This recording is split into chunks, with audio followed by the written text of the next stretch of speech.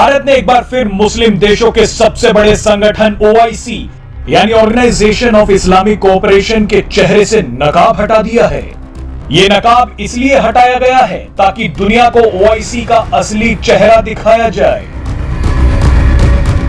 भारत ने एक ही साथ ओआईसी के 57 मुस्लिम देशों को कड़ा संदेश दिया है। भारत ने कहा है कि ओआईसी आतंकवाद पर अपनी सोच को सही कर ले।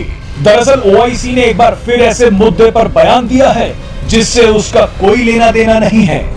इस बार ओआईसी के ये सभी मुस्लिम देश कश्मीर में आतंकवाद फैलाने वाले यासीन मलिक के समर्थन में खड़े हो गए। आपको याद होगा कि टेरर फंडिंग केस में यासीन मलिक को दिल्ली की एक अदालत ने हाल ही में उम्र कैद की सजा सुनाई है। अदालत के इसी फैसले को लेकर ओआईसी की एक संस्था जिसका नाम independent permanent human rights commission है, उसने यासीन मलिक को मिली सजा की आलोचना की है। हैरानी की बात तो ये है कि ओआईसी ने आतंकवाद फैलाने वालों के बचाव के लिए ह्यूमन राइट्स का रोना रोने वाली संस्था भी खोल रखी है।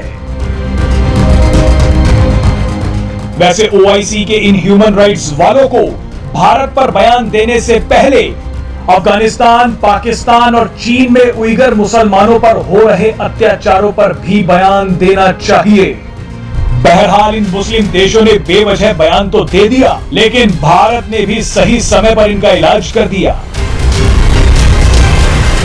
भारतीय विदेश मंत्रालय ने ओआईसी को लताड़ लगाई है। भारत ने कहा है कि ओआईसी के इस तरह के बयानों को किसी भी रूप में स्वीकार नहीं किया जा सकता और ओआईसी आतंकवाद को किसी भी सूरत में सही ना ठहराए। भारतीय विदेश मंत्रालय के प्रवक्ता अरिंदम बागची ने कहा है कि दुनिया आतंकवाद को कतई बर्दाश्त नहीं करेगी और ओआईसी से हम ये अनुरोध करते हैं कि वो इस तरह से आतंकवाद का समर्थन करना बंद करे। अरिंदम बागची ने यह भी कहा कि ओआईसी ने यासीन मलिक की उन आतंकवादी गतिविधियों को भी अपना समर्थन दिया है जिसके संबंध में कोर्ट में सबूत पेश किए गए और कानून के तहत उसे सजा दी गई। आपको बता दें कि हैरानी की बात तो यह है कि जिस यासीन मलिक ने अपने गुनाहों को खुद ही कबूल कर लिया है, अब उसके बचाव में ओआईसी उतर आया है। ओआईसी में सबसे ज्यादा तो पाकिस्तान रो रहा है। जब से यासीन मलिक को सजा सुनाई गई है, पाकिस्तान के आंसू रुक ही नहीं रहे हैं।